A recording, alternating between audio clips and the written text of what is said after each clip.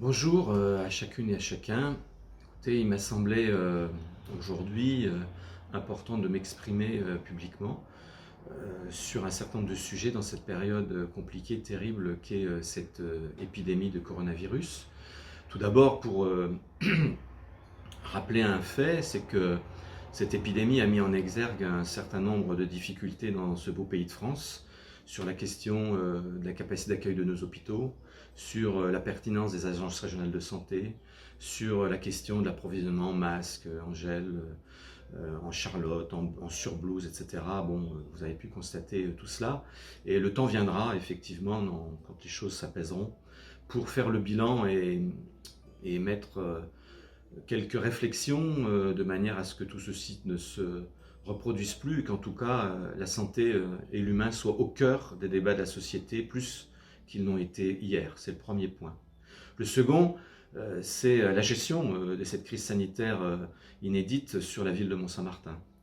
Moi, je suis maire de cette commune, je suis très fier de la manière dont cette ville s'est tenue et se tient contre vents et marées, dans des difficultés innombrables et quotidiennes, avec des bénévoles, des personnes jeunes, bénévoles associatives, des anciens qui se sont mis en mouvement, les soignants au combat évidemment, à l'hôpital de Mont-Saint-Martin, dans les EHPAD, la médecine générale, les infirmiers que nous avons accueillis, soutenus, accompagnés, l'hôpital que nous avons soutenu aussi au travers de dotations matérielles, d'accompagnement pour les enfants d'âge maternel, les enseignants qui font un travail extraordinaire, exemplaire, inédit, à distance pour maintenir la continuité pédagogique malgré des difficultés sans nombre qui pointent d'ailleurs les questions sociales dans ce pays, puisque tout le monde malheureusement n'est pas doté du matériel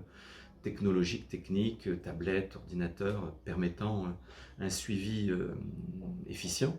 Donc tout ceci est très difficile et malgré les difficultés, on tient. Et puis je me permettrai, vous comprendrez bien, de mettre en valeur le travail des fantassins que sont les fonctionnaires territoriaux de la commune. Qu'ils soient à l'état civil, qu'ils soient au centre communal d'action sociale, qu'ils soient au service technique, qu'ils soient des cadres dans les techniques, dans l'administration, partout. Toutes celles et tous ceux qui permettent à la vie et à la ville de poursuivre leur cours, malgré les obstacles. C'est l'accompagnement des plus faibles, des plus fragiles, des isolés, des personnes âgées, avec les courses que nous faisons, que nous allons chercher à Auchan, que nous apportons à domicile, avec les médicaments que nous allons chercher et que nous portons, avec la chaîne de solidarité pour les plus démunis, pour les fragiles, les colis alimentaires, puisque notre épicerie sociale a changé désormais de manière de fonctionner, c'est normal. Les gens ne viennent plus à l'épicerie sociale, c'est l'épicerie sociale qui vient à eux au travers de livraison de colis. Et puis, journellement, je tiens à le rappeler, parce que ça révèle aussi des questions que nous aurons à mettre en débat un peu plus tard, c'est la citoyenneté, qu'est-ce que ça signifie? Comment chacune et chacun prend part à la vie collective, puisque nous sommes sur le même bateau, dans une ville, et nous vivons les mêmes problèmes, et qu'il n'est pas normal que des individus laissent sur la voie publique des déchets, des dépôts, des encombrants, sans se soucier de qui viendra les retirer, en sachant même que s'ils étaient pas retirés, nous aurions dans nos rues des rats qui proliféreraient. Donc quotidiennement, et la régie de quartier et nos services techniques retirent 2 à 3 camions d'ordures ménagères, de dépôts sauvages, malgré le travail efficient et exemplaire de nos éboueurs. Donc voilà, c'est tout ça que je voulais vous dire en préalable. J'ai oublié bien évidemment les facteurs, la poste qui a été fermée pendant 6 semaines, qu'il a fallu réouvrir, et ça n'a pas été simple. Mais nous avons obtenu enfin sa réouverture, et toutes celles et tous ceux, fonctionnaires nationaux, territoriaux, les services publics, le buraliste, notre fleuriste, les commerçants, toutes celles et tous ceux qui font que la vie est belle, et redeviendra belle, j'en suis sûr. Donc je voulais évoquer tout cela d'abord, sur cette gestion de crise, et puis vous dire que nous approchons, puisque ça a été annoncé par décision présidentielle, que le 11 mai prochain, lundi 11 mai, dans quelques jours, sera le début de sortie du confinement, peut-être, si tout le monde est sage, si le monde se tient bien, eh bien peut-être que le 11 mai sera enfin le jour du début de sortie de ce confinement si cruel. Parce que je n'ai pas évoqué aussi les conditions dans lesquelles s'est passé ce confinement.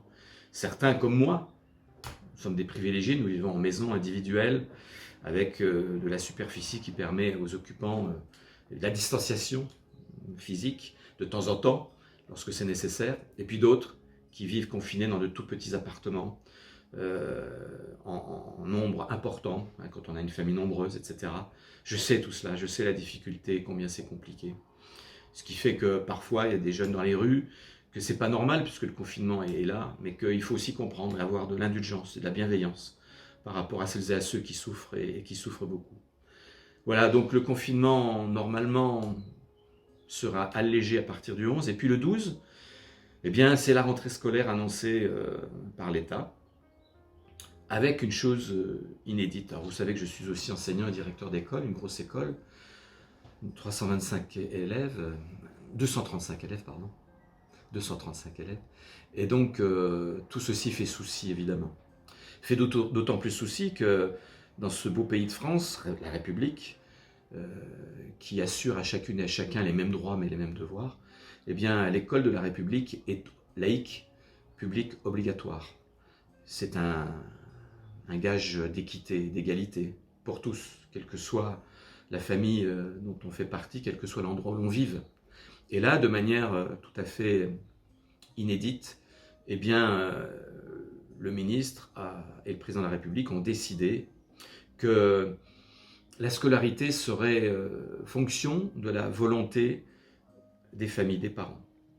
Chose inédite, chose compliquée, chose angoissante, beaucoup d'anxiété, je le comprends, puisque les parents sont placés devant une lourde responsabilité, remettre ou non leurs enfants, et quelque part, ça laisse sous-entendre qu'il y aurait danger. Donc, c'est compliqué, c'est anxiogène, et on en est là. Et puis, les familles donc, ont le pouvoir de décision, et les maires. Les maires, tant décriés il y a quelque temps, qui sont au cœur des débats de la société aujourd'hui, puisque ce sont les communes qui tiennent le pays au travers des nombreux services qu'elles déploient. Et donc les maires sont mis à contribution et sont chargés aujourd'hui d'ouvrir leurs écoles, non seulement les ouvrir, mais les ouvrir en faisant respecter un protocole sanitaire de 63 pages qui a été ramené à 59, je crois, ou un peu moins, pages officiellement, il y a quelque temps. Très très compliqué, très contraignant à mettre en œuvre, avec la distanciation sociale et physique, avec le gel et le lavage des mains constant, avec le fait que les gamins ne doivent pas se croiser dans les couloirs, avec des groupes de classe de 15 élèves au maximum, ce qui signifie qu'il y aura des rotations. Donc tout ceci interpelle, questionne beaucoup et fait souci, et grand souci. Croyez-moi, dans ma fonction de mère, de père, de grand-père, mais surtout d'enseignant, c'est compliqué. Et c'est d'autant plus compliqué que, comme beaucoup d'entre vous, je suis un produit de l'école de la République, auquel je rends hommage. Et je sais le rôle essentiel qu'elle joue dans la République, et particulièrement dans des territoires comme celui de Mont-Saint-Martin. C'est un outil d'émancipation, d'élévation citoyenne, dont beaucoup se saisissent, et c'est bien. Et aujourd'hui, effectivement, elle manque cruellement. Elle manque cruellement. Et on en a besoin. Je sais cela. Je sais aussi les dangers qui guettent pour avoir concerté les familles, les directeurs d'école, en présence de l'inspecteur d'éducation nationale, avoir concerté les milieux sanitaires. Nous bénéficions aujourd'hui de l'apport important d'un nouveau conseil municipal élu qui est Giovanni Morabito, que vous connaissez tous, médecin généraliste, qui a été médecin généraliste pendant plus de 40 ans à Mont-Saint-Martin. Et ces conseils me sont fort utiles. C'est un homme prudent, c'est un homme de bon conseil, c'est un homme bienveillant. Et il dit une chose, il dit qu'effectivement le fait de remettre ensemble eh bien, des enfants qui peuvent être porteurs de nouveau, porteurs sains du virus, ça peut être une cause effectivement d'une réactivation de l'épidémie lorsqu'ils seront de retour dans leur famille avec tout ce que l'on sait derrière. Donc est-ce que le jeu en vaut la chandelle? Pour les 7 à 8 semaines qui nous séparent des vacances d'été, qui tomberont le 3 juillet je crois, avec ce système de rotation, pas plus de 15 élèves en classe, eh bien, vous regarderez, en comptant en plus les jours fériés, c'est 8, 9, 10 jours maximum de classe qu'auraient les enfants fréquentant régulièrement la classe à partir du 12 mai. Est-ce que le jeu en vaut la chandelle? C'est la question que je me pose et c'est la raison pour laquelle, en toute conscience, après avoir concerté, discuté, échangé, beaucoup réfléchi, pas beaucoup dormi, eh bien, j'ai décidé, je l'ai annoncé hier à l'inspecteur de l'éducation nationale de Longuien. J'ai eu une conversation téléphonique d'ailleurs hier après-midi avec l'adjoint à l'inspecteur d'académie sur ce sujet. J'ai donc décidé d'utiliser mon rôle, ma fonction de maire, puisque les maires ont des pouvoirs qui sont importants, surtout en termes de sécurité, qu'ils doivent assurer pour leurs citoyens, des plus âgés aux plus jeunes.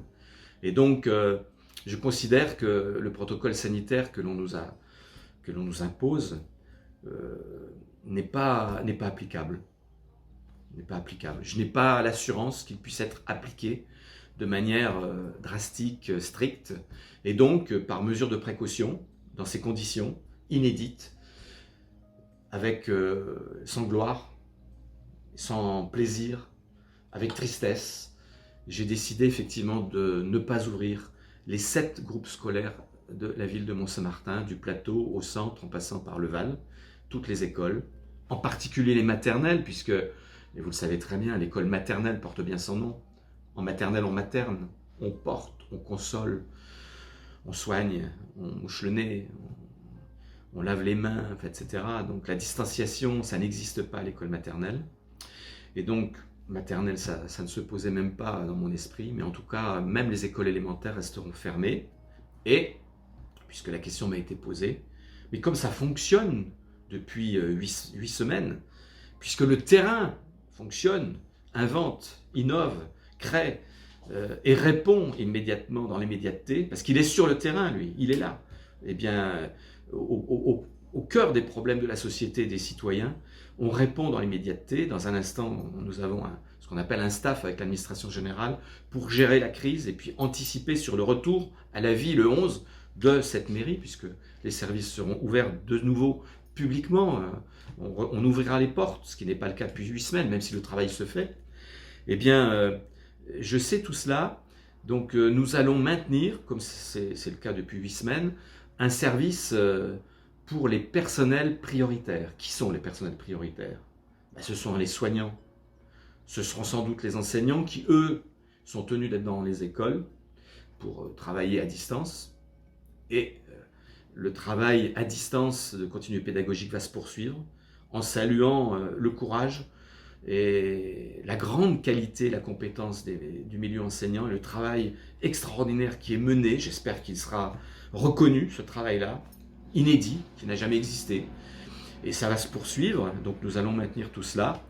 Et prioritaire, eh bien, les enseignants, les personnels territoriaux, et puis au cas par cas, quelques autres que nous aurons à examiner. Mais il faudra bien comprendre que ce système-là va être limité, bien évidemment, en termes d'effectifs, et puis très strict en termes de conditions sanitaires, évidemment. Sinon, je me contredirais moi-même. Et je voudrais dire aussi que, prenant ces décisions graves, je sais malheureusement et conséquemment les difficultés que cela va engendrer pour un certain nombre d'entre vous qui sont tenus d'être au travail. Mais je sais aussi que vous comprendrez tout cela, que c'est compliqué, difficile, je serai critiqué sans doute, mais c'est mon rôle. C'est ainsi, j'ai pris mes responsabilités, je les prends en toute connaissance de cause. Je l'ai dit hier à l'inspecteur d'académie adjoint, je l'ai dit à l'inspecteur de l'éducation nationale, et je communique aujourd'hui publiquement sur ce sujet pour vous dire que j'aime comme vous la ville, j'aime comme vous la vie, et que ça n'a pas de prix. Ça n'a pas de prix. Et puis ce que j'ai dit aussi hier devant l'inspecteur de l'éducation nationale, c'est que quel que soit le contexte sanitaire au mois de septembre, eh bien, la rentrée scolaire devra se tenir au mois de septembre. Vous voyez, je vous le dis.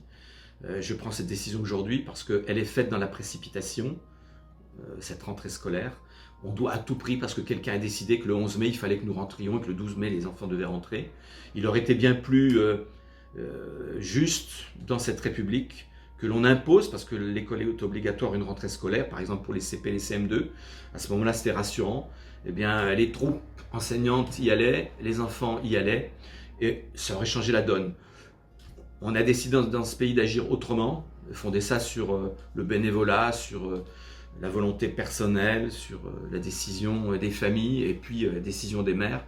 Eh bien, je trouve que ça n'est pas le bon chemin qui a été choisi, voilà, je le dis humblement. Et on nous met, nous, en responsabilité d'essayer, donc j'ai décidé.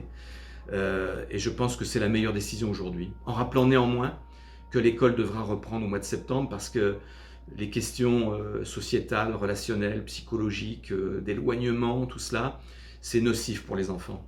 Bien pire encore peut-être que l'épidémie. Et donc il faudra que l'école rejoue bientôt son rôle de socialisation avant tout, qu'elle joue et dans des territoires comme les nôtres.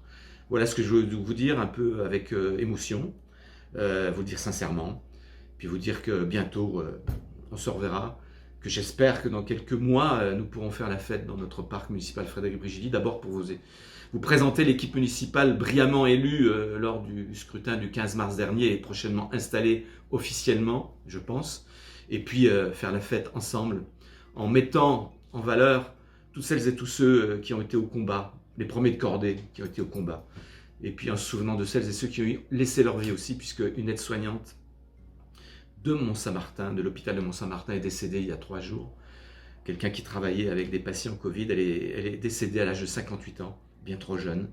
Et donc ça, il faudra s'en souvenir aussi et ne jamais oublier.